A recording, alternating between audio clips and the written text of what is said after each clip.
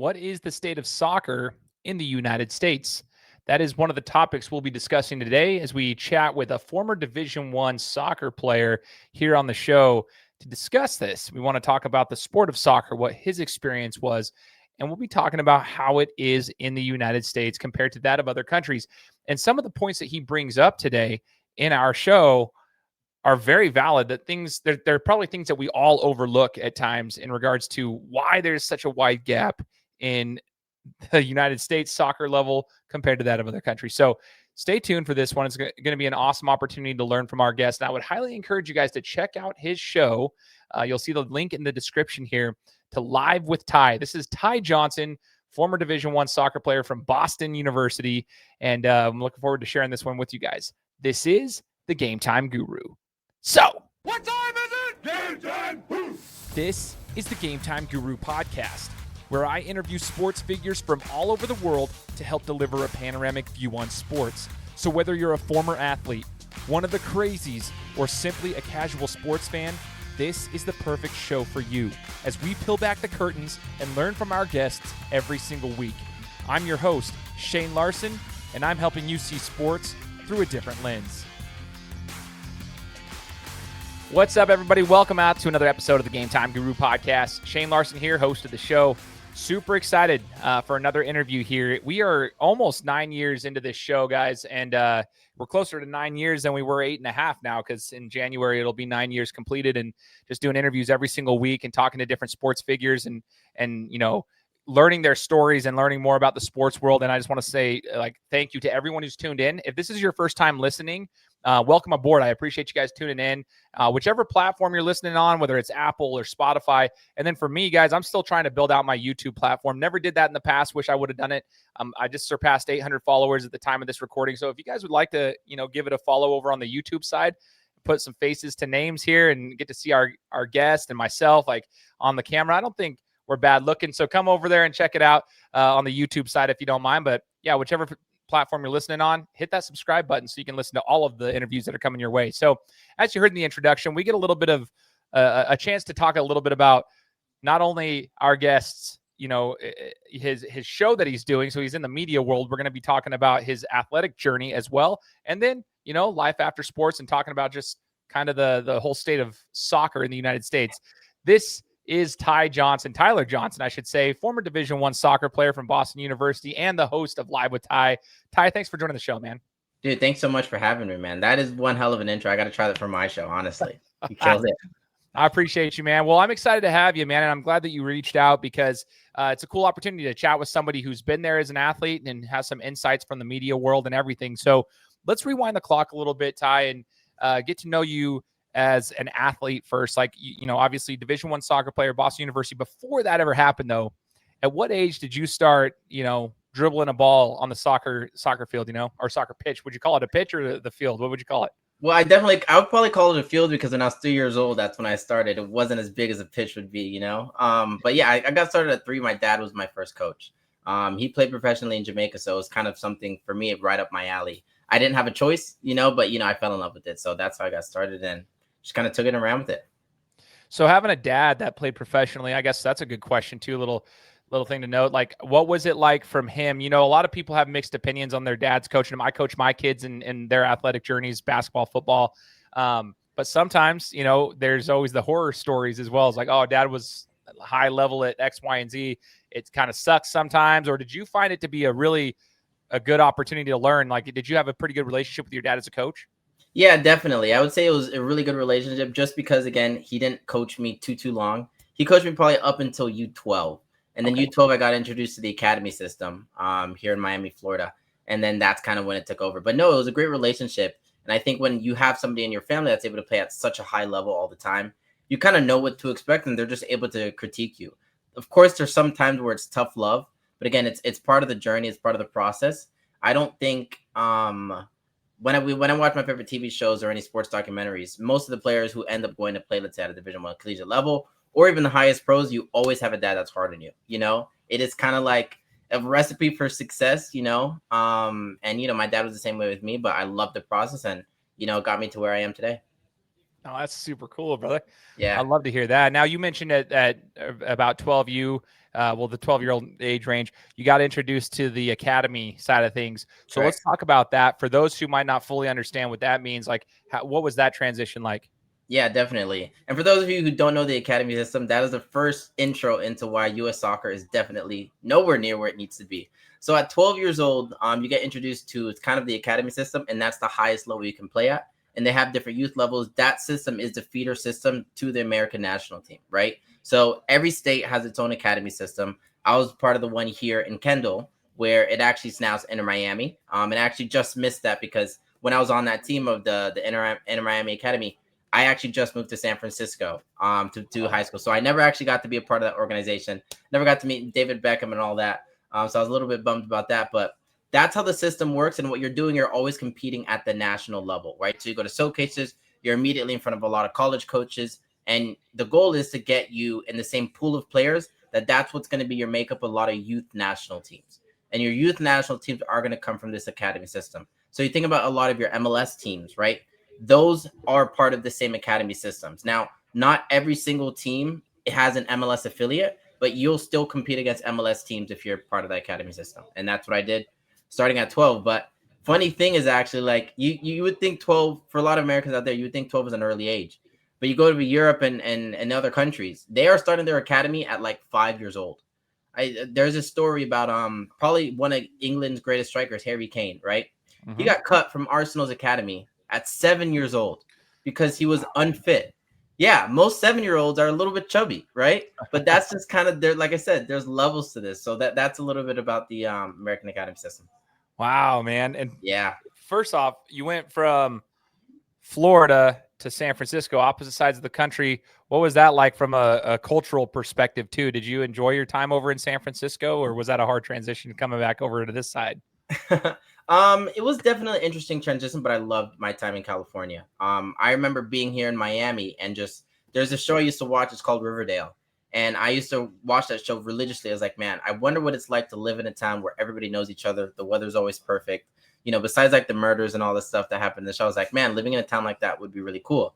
And my dad, you know, after his professional career, he works in tech. So he is always splitting time between here and Silicon Valley. So he just got an opportunity that you couldn't turn down to. So again, next thing you know, it was just kind of, yeah, we're going to be moving to San Francisco. And I loved my time there. It was a massive culture shock in the sense that Miami is like a big mixing pot of cultures and people. It's only like, it's not America. It's just close to it. That's what a lot of people in Miami like to say. But it was definitely interesting in that. But again, when you're able to move to a city like San Francisco and say, oh, where are you from? You're like, I'm from Miami. It's open doors all the time. So it was great. I loved it. No, that's awesome, man. Yeah. You know, as in the soccer realm of things, did you play any other sports, or were you pretty much honed in on soccer from a pretty young age, considering, you know, the background of your father and everything else? I was pretty honed in on soccer, but I do have a funny story. So I always was known as kind of like a fast player, right, in soccer. So I was like, okay, I'm really fast. I'm burning all these defenders, scoring all these goals. Let me try my hand at track. So I remember it is 7th grade. I'm in track here at my middle school in Miami called Ammons Middle. Shout out Eagles. And I think I'm fast. So I pull up to the track meet, right? And I'm doing all the practices. I'm doing okay. I'm doing good actually.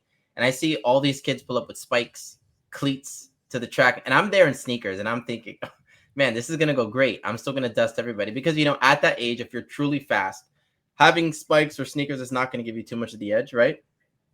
And boy, I got dusted so bad, I never returned to track again. Full sights on soccer. Oh wow! Yeah, it wasn't the best experience. That's awesome. Terrible. It's one of those. I mean. So again, sometimes you think you're fast in your sport, but then compete against somebody who that's their sport is being fast. It is just massively different. So humbled. Oh man, that's funny, yeah. dude. No idea. I guess that's funny. And I would expect, you know, it's funny because like there's a lot of football players that I know that will go into track. Some of them have success, but they're like a really fast wide receiver. But then they go into track and it's like, oh, this is a different type of speed and a different type of form of running, and they get humbled pretty quickly. Super sometimes, quickly, man. But it's like, in like 10 seconds. So quick. Oh, that's funny, man. So here's another question I have for you, Ty. From the club perspective, I know I got a lot of listeners who compete in a lot of sports, and I do have soccer players that listen. I know that for a fact, for especially the youth that are around in this area. club versus high school is always kind of a conversation. It's starting to become more popular now with basketball, but soccer's always had like a bigger club impact for a longer time, at least where I'm from, which is in Idaho. Did you have a chance to play both? And what is your opinion on club versus high school? Yeah, definitely. Oh, this is a good topic.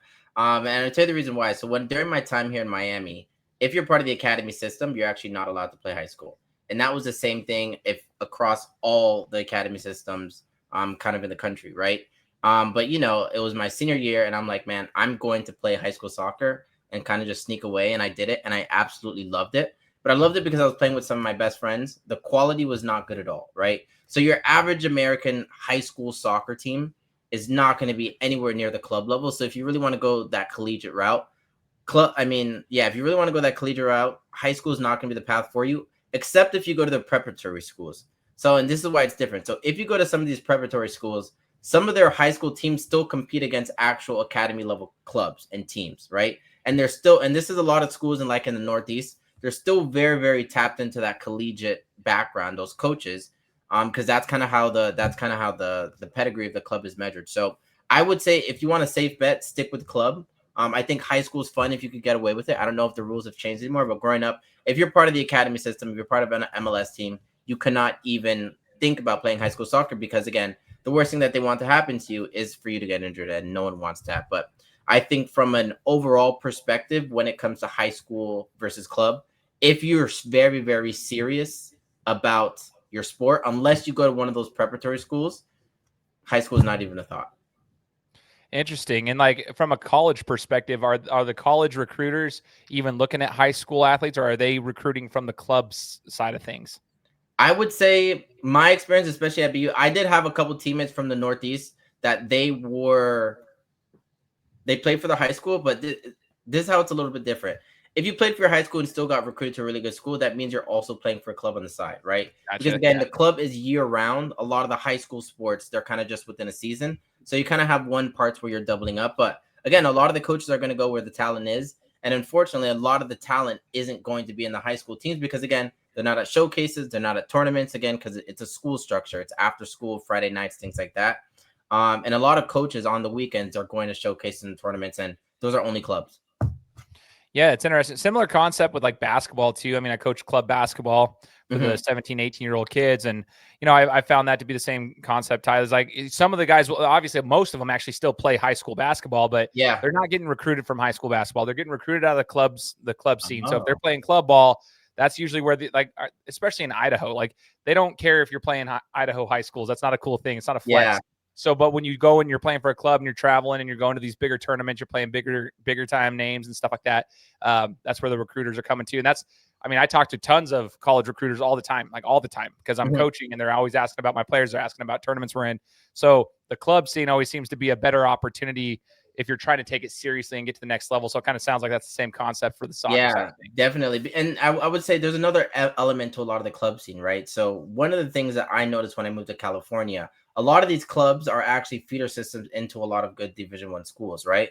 But some clubs, and it kind of depends on the structure of it. They're not necessarily tapped in with that because, again, for soccer, since it's not a football, since it's not a basketball, you still do have to do a fair amount of advocating on your own to get the best opportunities for you if you want to play the collegiate route. Now, if you're good enough to, let's say, you're going to go straight to the pros, you're probably on already youth national teams, you already have an agent. So that's probably like the 1% of American players. And then again, even to that guy, you're amazing, but good luck making it in Europe to the 15-year-olds who's been in your shoes since he was 12 years old. That's just kind of how it is. But for a lot of the club systems here in the US, the really, really good ones have their players sending out emails, sending out highlight tapes, and advocating for themselves. That's how you're able to get a lot of spots. I remember the big shock when I changed academies, when I went from, the academy I was at here in Miami to De Anza Force in California. De Anza Force is consistently putting, I would say they're like a preparatory school. They're hitting every single Ivy League, placing kids in these top level programs, Power 5 programs. Like, okay, I didn't know. I was from the outside looking in until I got recruited to join the team. And the reason was that we would have weekly coaching calls, just like me and you are having, where my coach would be like, you're emailing these coaches. I've already made a warm intro and we have this game this weekend. They're going to be there and you're going to send them their tape this date. And you would meet with them weekly. So again, you start to build a little bit more of rapport with coaches. And again, a coach is going to want to recruit a player who wants to be part of their part of the program. And that's just kind of a lot of feeder systems, a lot of good clubs, high level clubs in the US. That's their model. It's placing kids in college. I love to hear that, man. That's actually really cool. That's awesome. Super Yeah. insightful. Now, Ty, when you were going to play collegiate soccer, right? Having been into this your whole life, was there any kind of a transition going to the collegiate system? Now you're a student athlete, so you got to be able to hit your grades. You got to be able to focus on the academics so you can be eligible to continue to compete. I guess, was the speed of the game any different? Was there a transition between where you were at prior during your younger years to the collegiate realm? Yeah, definitely. I would say when it comes to that, the game got a little bit, not even faster, but just more physical, right? The players in college, they're more into the gym, they're more into lifting. So it just got a little more physical. I wouldn't say speed of play necessarily was too much of an issue. But the part that really, I guess, hit the most was the sense that you come into college thinking like, okay, this is still a sport that I love and this is still something I'm going to get to do. And but when you get to college at the Division I level, it becomes a job. It is your every single day job, and it becomes your whole identity. One of the things that you take for granted when you are in high school playing is that, okay, my club, I had to commute 40 minutes away, which means that when I was with them, I was a soccer player, but I kind of still had a whole separate identity outside to my friends in high school when I would actually, go hang out with them, get dinner, get lunch, hang out with them on the weekends. But in college, that is your whole entire life. It's your identity. It's usually for a lot of athletes, some of the only people that they hang out with. So that was the biggest culture shock because you think that there's going to be like almost like a little bit of a balance, but no, it is all consuming when you compete at that level. So that was a bit of a difficult transition for me, to be honest. Well, in that case, then, which is interesting to hear, what advice would you give to a younger athlete that's going to potentially be going to do the same thing, get into the collegiate realm, and needing to know, like, hey, this is going to be the shift? I guess what advice, knowing what you know now, would you give them to prepare for that? Yeah, 100%. I would say, of course, get close to your teammates, but you need to make friends outside the team, like immediately. I think something that athletes, they're at fault because of this. You come into college already having a group of players, and you get to be very, very cliquey, right? And that means they're very kept to their own, and they get to miss out on meeting a lot of really cool, interesting people because you kind of have that athlete title, right?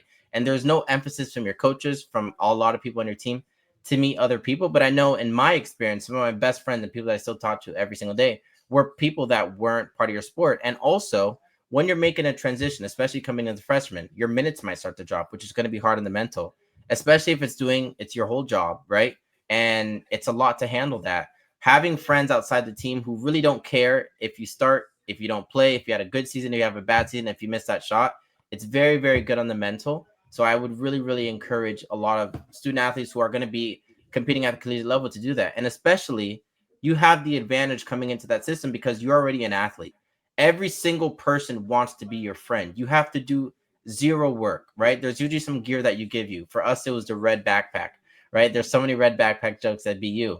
You go up to any person, any regular student with a red backpack, they are inviting you to hang out with their friends. They're telling you to be part of a friend group. So you have to do no work up front. Just get outside your comfort zone and meet other people besides the people they share locker room with. That would be my one advice to people going into the same situation. Man, very insightful. And what made you choose BU by chance? I just want to kind of know, like, having been where you were at, what chose the Northeast? Like, I'm curious how that worked out. So I had gone to some leadership programs in middle school, and I fell in love with the Northeast and kind of that college culture. So I was like, I always wanted to study in the Northeast. I didn't know what schools. Two schools I was talking to was actually Yale and Columbia. But then, funny story with BU, because of COVID, right? Recruiting definitely stopped. So when I moved from Miami to San Francisco, we weren't playing any games, right? So I was probably one of the few players is that I wasn't recruited yet to a Division I school, and every single other player was. And the reason for that is because in Florida, with COVID and everything, they never stopped playing, right? So everybody was getting recruited, but then I moved to San Francisco where everything was super, super shut down for a long time. Like there were some, places that would start to play games and maybe cancel if there was a spike, but no, San Francisco, like super liberal state, if someone would sneeze on the field, games canceled, right? So it was one of those states. But actually what ended up happening, I had been part of the founding group of the Black Student Union at my high school in San Francisco. And that actually got me a full scholarship offer to BU on academic reasons. So I was like, okay, that's a really cool offer. and it was kind of getting to the time where I need options, right? And I couldn't send out any more film just because, again, I was not playing any games. I can't send coaches my trick shots or anything like that. No one's going to take that seriously. So I accepted the offer to go to be on academic, and I just bet on myself. I was like, okay, I know I'm a good enough player. I'm part of an elite program, and I'm starting for them, right? Something's going to work out. So I was emailing the coaches, and it just so happened that during the this was 1 week probably to get recruited. During that national showcase in Texas, I balled out. And the BU coaches were at my game, and then they approached me and they're like, "Hey, we'd love if you'd be a part of our program." And I was like, "Well, it's actually a funny coincidence." Oh, the first thing that they talked about was kind of financing. Like, we got to look about like how we're gonna integrate you, because I was the last recruit. I was a very late recruit because of COVID, right? And the funny thing is, I told coach like, "Oh, like I'm all good. I actually a couple weeks ago accepted a full scholarship to your school already." He's like, "What?" I was like, "Yeah, I'm all good, coach." He's like, "Okay, perfect." And then that's kind of how I landed at BU. Wow, man, that's crazy. What a crazy story. And then let's rewind what you were just saying. I didn't realize you went from Florida to California, San Francisco during the COVID era. That is completely different world. So it's completely different world. You got DeSantis over here, you've got, Newsom over here, and it's like you couldn't be more opposite in the way in which that was handled. Man, Florida was awesome, dude. Everybody was like, exactly. It didn't exist. It didn't exist because during the time, my brother just started medical school, so we never sold our house down here in San Francisco, so we split time. Oh my gosh, completely different. I mean, you would walk around and be like, "Wait, does COVID exist down here?" And then when we'd go back to San Francisco, you would think, "Oh my gosh, like you can't even look at somebody." It was an extreme culture shock. It's funny, and I don't mean to get too political on the show, but like I had no idea. It's just interesting. I'm sure it was just so crazy because even here in like Idaho's pretty, like we're pretty, conservative. So for the most part, but there are cities, and it's just like 5 miles down the road could be so much different than right over here. And it was just interesting. Like I would go 4 miles that way. And you go to the grocery store and it's all masked up and you're 6 feet apart and it's the whole 9 yards, right? The whole 9 yards, yep. You come over here to this county across the county line 4 miles where I live, and it's like, oh, use common sense. If you're not feeling good, don't go in. But there's no mask mandates. It was swim in the pool if you want to swim in the pool, but if you're sick, try not to. Put yourself at risk, whatever. It was just like make the decision yourself. Crazy how like just things are so different worlds, different. super different. But again, I would say the whole experience kind of made me more of a balanced person. But again, it's like there were levels to it where it's like, honestly, sometimes in San Francisco, it was kind of like I feel like sometimes everybody was doing everything to the max, right? But then sometimes as in Florida, I was like, dude, like you're clearly coughing. Like, don't come into work. What are you doing? There's no caution at all. So exactly, Actually, that's a pretty cool story in and of itself, man. That you had that opportunity at a younger age in that transitional phase of your life too. You're pretty close to that next step of your life. Yeah, exactly. Going through it and learning it. I actually think that's pretty cool, man. That's a pretty big piece to it. Thank you.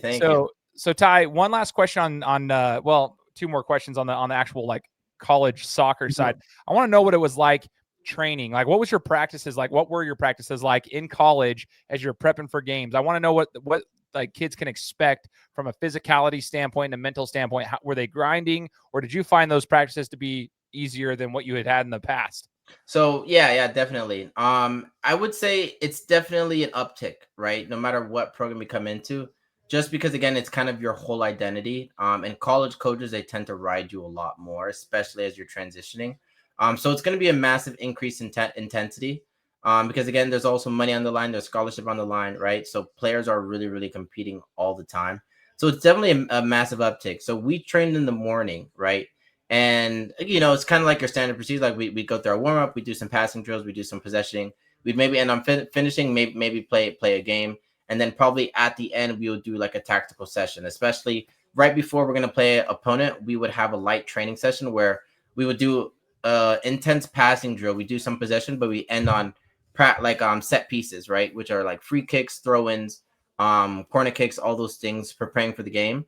And then I would say earlier on in the week, it depends when you get into season. Once you get into season, you're not going to be that much in the gym, at least here at BU. But again, it's going to be a lot of heavy on your legs every single day, because what they're gonna do. Let's say you play on a Friday, they're gonna load you up on Tuesday, Wednesday. No, they're gonna load you up on Monday, Tuesday. So those practices are gonna be hard.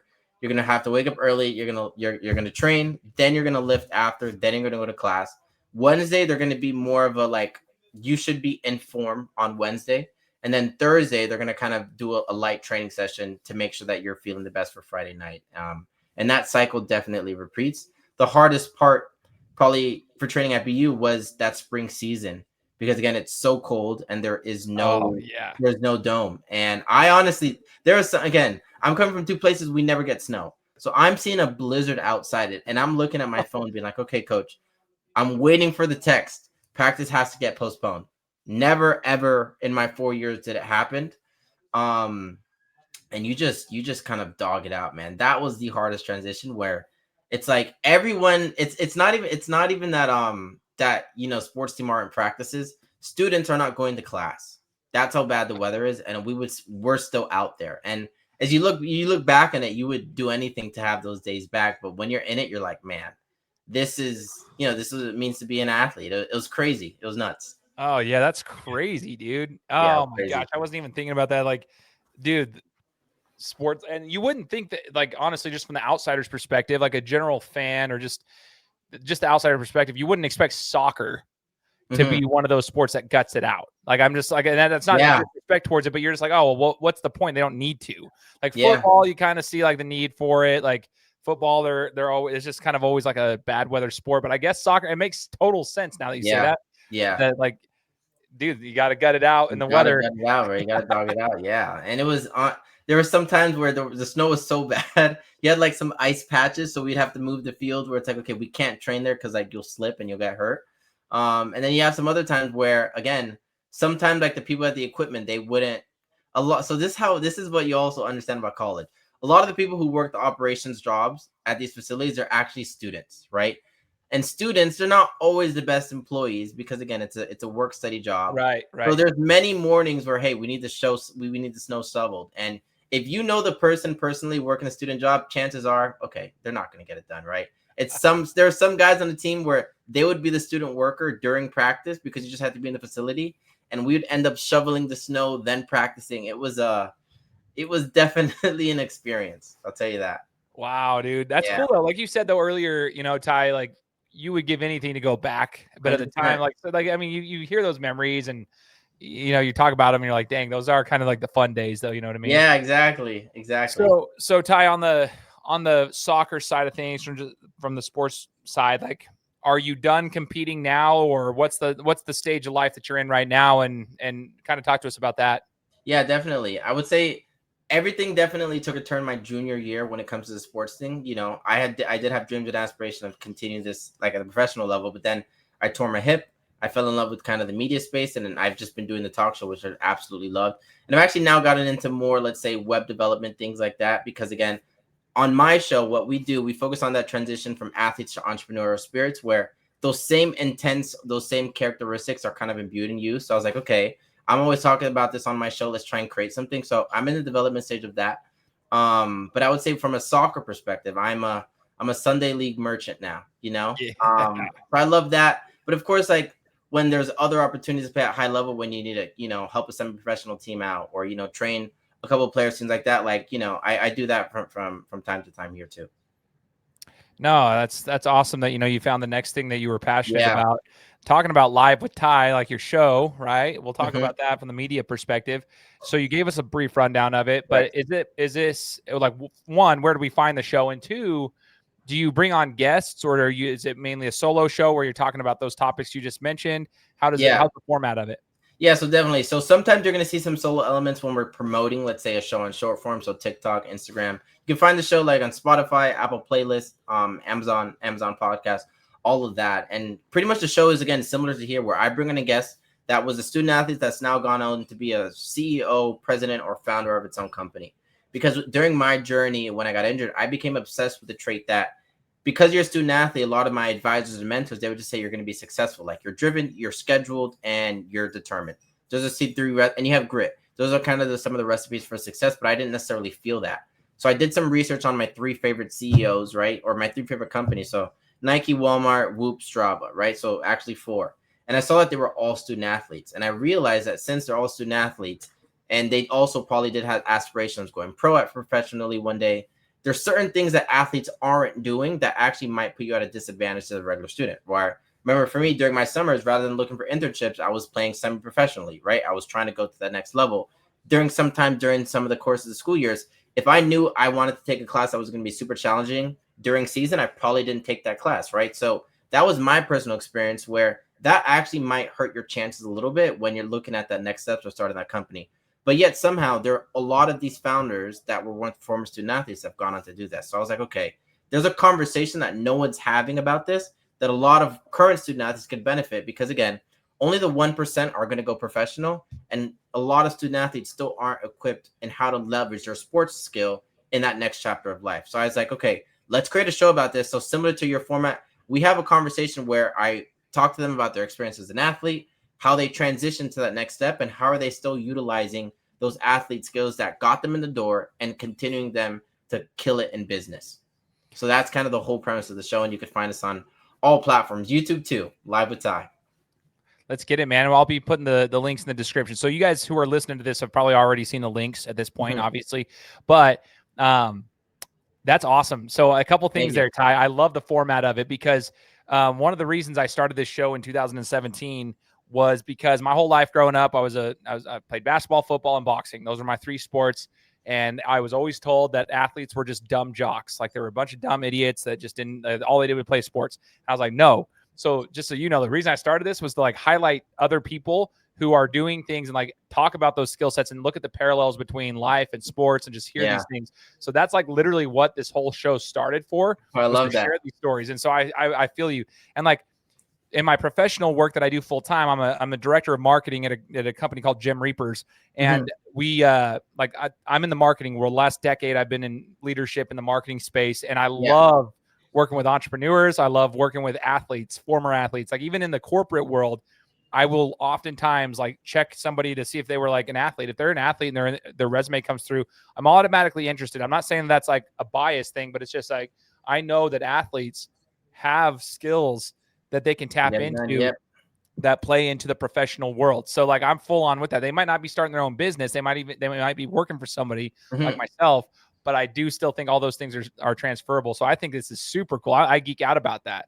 So Ty, tell us this way, like you're talking about other people and you brought the show on to kind of highlight that yourself. Tell me a couple of skills, like list a few skills out that you have acquired from the sports world in your soccer journey that you're now implementing into your, journey with what you're doing in the media world, as well as just like, in the business world.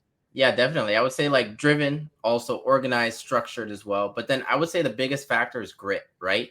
I think grit and also like transparency in a weird way. Sometimes when I'm working with some people who aren't athletes, some things that I struggle with, one of my weaknesses is that, and sometimes my parents tell me like, hey, sometimes you could feel like you're coming across demanding, but I'm like, okay, I'm just talking to people the same way I would talk to my teammates where, hey, if you messed up on something, you need to be better. It's a quick 2-second word from my captain on the field, like, hey, fix this, right? But then to some of the people, they're like, man, you hurt my feelings. I didn't like how I felt. I'm like, bro, like we have to get something done. So I would say when it comes to drive, it's having that no quit attitude, right? And also knowing that you don't always have it figured out all the time, right? But you literally do not have the ability to quit. And I think it's when I had a lot of these conversations with a lot of these founders, I realized that's your superpower. And that's a superpower that a lot of athletes have within themselves, but not enough people are telling them that, right? I think with our generation, specifically Gen Z, there's like a lack of follow through when it comes to kind of anything that they're doing in life. And having that no quit attitude where it just doesn't even cross your brain, because again, when you're an athlete, right, competing at the high level, if you decided to quit, you would literally get cut from the team and you would have to leave the university. Go through that for 4 years, and then that whole quit mindset is kind of just out the window. You just find a way to make it work. And in the world of business, what I'm doing is just kind of like, okay, I might not have everything figured out right now, but I know I'm driven. I know I'm going to show up every single day. I know that I'm great teammates, and I'm also great at communicating like you need to be. And those are the recipes for success. And the biggest one is, again, no quit attitude, right? Every time you fail, you don't fail, you learn, and you just keep going and you keep going and you keep going. Athletes have an addiction to falling in love with the process because they know what it takes to become elite. You look at Steph Curry, look at Kobe Bryant. Some of the things that they loved doing was the grunt work, putting up 1,000 shots a day, right? No one likes doing that, but again, it just becomes ingrained in your system. And I would say my message to a lot of athletes who are kind of trying to figure it out, your biggest superpower is that you don't have the ability to not show up every single day. And that's kind of what later on in life, but also when people figure it out right now, that's immediately going to set you ahead. Freaking dope, Ty. I love Thanks. this, man. This is an awesome conversation. Now, as we're getting near the end of it, I want to make sure we touch base on the state of soccer in the United States. This is an interesting topic because a lot of my listeners, they know I served a mission for the Church of Jesus Christ of Latter-day Saints over in Brazil. So I was there for 2 years. Yeah. And I learned a lot in Brazil, Ty. Like I learned a lot there because I was never a soccer player, but I learned what it was really like when they say soccer is a religion. Yeah. That's not a joke. I go over there and I'm like, dude, these kids are literally making soccer balls out of plastic bags that they compact together and they're playing in the streets. Like it's just like you would see in the movies. They're playing in the dirt, barefoot, like kicking the ball to each other. And everywhere that you go, everyone's playing soccer in the roads or whatever. And it was just a whole nother level of like love and attention to the sport. Like it literally, the whole country kind of just, it's all ingrained in the country culture. I don't know how to explain it. It's 100x times what like football is here in the United States. Everyone thinks football is religion. It's not compared to that. Soccer was a religion there and it was crazy. It was cool to watch. So when I come to the United States and I see the state of soccer from my perspective, it seems like it's not even close. And I'm talking Brazil. I'm not even talking over in Europe. I'm talking Brazil. So it's another, there's levels to these places. So we're in South America. I'm like, dang, I want to know what it's like from someone like you who understands the game, who's played the game. What is the state of soccer in the United States of America? I would say it's cooked. Like it's cooked. And the reason I would say that is that, so I also went to Brazil during my sophomore year. Oh, cool. When you speak about, a religion, I mean, even the dogs know how to juggle the ball better than most Americans. It is insane. And from dawn till dusk, everyone is playing. And I think the reason for that is that you don't always have the other options, right? It's kind of like if you want to make it out, if you want to make it big in Brazilian sports, it is soccer. And that's why they're the best. You come to America, there's just an abundance of other options. But also, soccer is not the coolest sport to play. So in Brazil, you have your best athlete, right? If you have that freakish build, right, you are going to play a position in soccer. So some of my favorite players, like a Zlatan Ibrahimovic, right? Or like, okay, I'll give you a Brazilian example. So goalkeeper named Alisson, right? He is like, I would say 6'5" or like between 6'3", 6'5". So he has a build where here in America, he would kind of be tailored. Hey, a football coach would come and get him. A basketball coach would come and get him. But again, those type of athletes are just going straight into soccer, right? Or they always call it football. And also, you come to America, it's not the coolest sport to play here, right? And it's, again, the best players, the best talent are going to go where the money are, right? That's why when it comes to football, you're hearing all these crazy storylines. And the same thing with basketball, where from a young age, if you are good enough, it could already change your life, right? If you like say by 8th grade, or let's say some by 6'3", and you play quarterback, your life is going to be in a great place because people are going to be sending you things, they're going to be giving you gifts, things like that, right? And that's the same thing for soccer over there in Brazil. So you can't even compare it. And I think it really shows at the professional level where, again, unfortunately here in the US, you're just not getting the best of the best all the time because they are playing the more alluring sports to them. When I think we do have the best demographic of athletes, right? We have the most freakishly athletic people, but they're already taken, right? The NBA, the NFL, they kind of have their claims to them from an early on age. And again, for those of you listening, you have to go down to South America to see what we're talking about. It is ridiculous. And everybody's playing music. Everybody, like, it's a different type of soccer as well. Like, they really dance with it. And you could tell even at the professional level who's Brazilian. We like to call it, or not we, they call it Ginga, right? And Ginga is like, it's like what it's like the term that Pelé kind of coined. And it's just like the rhythm of the Brazilian culture when they dance, it's kind of infusing them, and it just comes out in the way they play. And that's why they are the best players on the planet year in, year out. So I understand. Where did you go to Brazil? Like, which part of Brazil were you in? Yeah, so I went to 3 places. I went to Sao Paulo, I went to Maragogi, and I went to Guarujá. Oh, like, Yeah. man. Yeah. I was down in Santa Catarina, which was Okay. like I lived in that whole state for 2 years. Kind of cool. It's south of Sao Paulo, a little south of there. But I got to go back to Brazil. Like, it's so amazing. I think the one thing is just, it's the best part about traveling to Brazil is that the second you get out, you're hit with the culture. I mean, you can hear the music, and it's just every single day nonstop. And again, not everybody there has a bunch, but people are smiling, they're happy because again, they got their they got their makeshift soccer balls, and you just Yeah, see the dude. kid littered with people. I mean, that was some of my favorite moments when I was there walking on the beach with my friends. You would just kind of have matches and matches of people juggling, or people just every waking bit of Brazilian life is revolved around the sport, some way, shape, or form. And God forbid you're there when their team is playing nationally. It's crazy. It's crazy. Oh, dude. And even within the Brazilian league itself, Yes. like their professional league, I was there. I mean, obviously there's a whole, like their whole tiered system there, but like Mhm. there's a team called Grêmio and there's a team called Internacional, and they're both out of Porto Alegre in Rio Grande do Sul. Yeah. And they're rivals because they play in the same city. Anyway, I was living in that same state because I happened to live in Rio Grande do Sul for a couple of months, and I was in there, and they were playing each other in a championship match or whatever. And it was like 3 o'clock in the morning. We wake up to all the explosions in the road, the Yeah. fireworks, the music. It's on a work night, mind you. Correct. Everybody had to wake up and go to work next day, but they didn't care.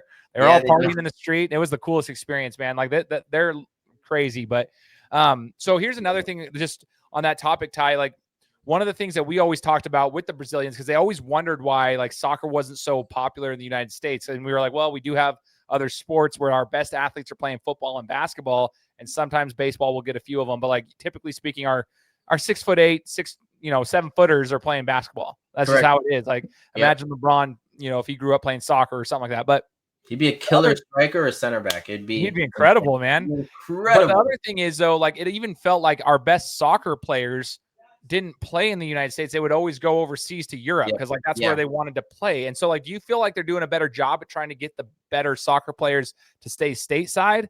Or what? Because back then it felt like everybody was just going over. Like we didn't even have our own best soccer players here. It was always exactly go overseas. Yeah, and I think the thing that you would find with a lot of the best like soccer players that have American lineage, American, like say U.S. Soccer Federation is doing everything they can to get those players, but also again, you want to go to a team that has a chance of competing at getting international trophies, and the U.S. soccer team isn't there yet. And I would say when it comes to exporting or having players of American base in Europe, it's like there's so many differences. But the one I want to talk about here is the sense that the reason why we're not at the same level is that there's still a ground underneath a lot of American soccer players' feet, right? Where you go to Europe, you go to Brazil, it's kind of like they're all in. We fall back into the education model, right? Where if you play at the highest level of soccer, you still get to go to school, right? You're not going to be fully immersed into, I guess, the professional life or anything like that. But over there in Brazil or in places like England, things like that, there is less of a plan B. So it is going to be a lot more of the dog eat dog world where do you understand where, hey, if you're about to make your debut for the first team and your leg breaks, that your whole life just got sent in a different trajectory. And that's just the way it is. And that's a reality that most Americans will never be able to fathom because again, they want abundance. More is better. We are a culture that's based off having options. When you face the sports world with option A or option B, it's just kind of unfathomable and it doesn't really fall within the ecosystem here in America. And until that changes, then we're going to still see kind of the subpar because again, there is a different type of level that you will unlock within yourself when you understand that, hey, the only way I'm going to provide for my family is if I make that team. I have no other option. I didn't go to school. I'm not the most educated. This is my only good skill. I will find a way to make it work. And you have whole millions of players that have been introduced on that cycle. And now that creates a whole other kamikaze of problems for players who don't make it that a lot of American players don't have to ever fathom. If you get injured, like in my situation, I wanted to go pro. I got injured. I still had a 4-year top school education to fall back on. I'm going to be fine. I'm still going to exceed and do really, really well in life. I can't say the same for other players where the same thing happens to a player that's in a Chile, that's in a Brazil, that's even in an England. It's different. It's a different system. So that's why you're always going to see the drop off. And I don't foresee a solution for that. Though, that's a really interesting point. I think a lot of people overlook that. So it's, and I don't see it changing either, to be quite frank. You know what I mean? So that's a really interesting point. Because there's actually there's a documentary I was reading about this in England. And it's called The Dark Side of the Premier League Youth Systems, right? So how it works is that people that are really, really rough gang affiliated neighborhoods, they get picked up by the youth systems, right? And this is their way to making it out. But then again, you're on trial basis. And the documentary was on this one individual where he got released at the U23 level, where you are getting good money already, right? But again, it's not enough to kind of sustain it. It's going to always leave you, I need that extra thing. You get plopped right back into the situation that you were in, and your life kind of goes back to that route of crime, things like that. And that's an active continuing epidemic across the top soccer sports leagues in the entire world. And that's just how it is. And it's just, that's not a model that I think any solidified funding would go into here in America. We wouldn't be able to fathom that, being like, okay, if you don't make it, you might become like a harm to society, because you're gonna have to find a way to provide, and that might be, through some shady stuff because you weren't able to make it in your sport. That's not a model that sits well with the American Digest. Interesting, man. Yeah. Super cool though. I want to ask one last question, Ty, before we wrap it up, and that is, what is the biggest life lesson that soccer has taught you? The biggest life lesson that soccer's taught me, I would say that I'm privileged in the sense that I already learned the universal language. So I've been to a bunch of different countries already. And the one commonality is that round soccer ball. You don't have to speak the same language. You don't have to have the same backgrounds, have the same beliefs. That's the universal sport. It's the world sport. And my favorite thing is knowing that I can go into any country and I already have an ability to connect and really make some really, really good friends. Because I remember when I was in Spain, when I did this, when I was also in Brazil, if there's a pickup match going, if you're at enough skill level, you kind of hop right in. And again, there are still people that are just going to be wildly better than you. But again, you're still going to be able to hold your own and get respect for that. And again, I made so many really, really good friends just because I knew the universal language. And that's not something I was able to appreciate while I was in it. But now as I go travel the world, hang out with friends in different countries, that's the universal language and everybody loves it. It's amazing. Wow, man. Super cool. Yeah, that's awesome, brother. Thank you. Well, Ty, I appreciate you, man. I appreciate you joining the show. I'm looking forward to, staying connected with you. And I'm going to be following your show. And I encourage all the listeners to do the same thing. Again, Live with Ty, make sure to check the links in our description here. Check it out. Yeah, go check it out. And if you ever need anything, man, just hit me up. I appreciate your time and being willing to share your story with us, man. Of course, man. Thanks for having me. I loved it. Dude, I think this show's great. You guys are going to keep killing it, man. Thanks for having me. Appreciate you, brother. Thank you. And for all those who are listening, make sure to hit that subscribe button, because we'll be coming to you next week with another interview. Take care. Guys, thanks so much for listening to another episode of my show. Now, if you could go and do me a favor, head over to iTunes, give me 5 stars, and leave me a review, it would be greatly appreciated. Thanks, guys. Appreciate your support.